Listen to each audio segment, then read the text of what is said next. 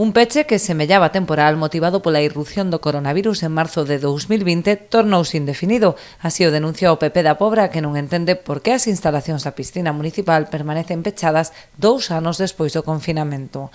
Malia que demandaron información ata en 5 ocasións, os populares sosteñen que non obtiveron resposta por parte do goberno municipal.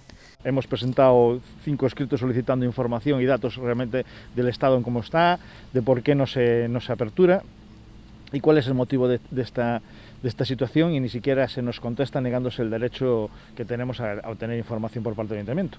Esta forma de actuar, que siempre ocultando la realidad, pues oye, ya llega un momento que queda en evidencia con lo que es una estrategia de este equipo de gobierno, que es el abandono y la dejadez de todas aquellas cosas que funcionaban en nuestro concello.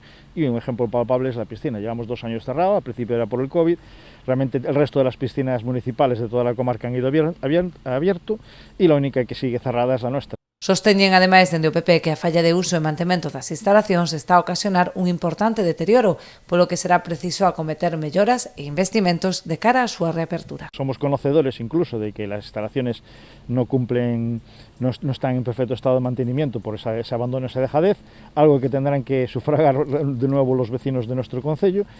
Para os populares este xeito de proceder é tan só unha mostra máis do abandono que están sometidas as instalacións deportivas de todo o municipio.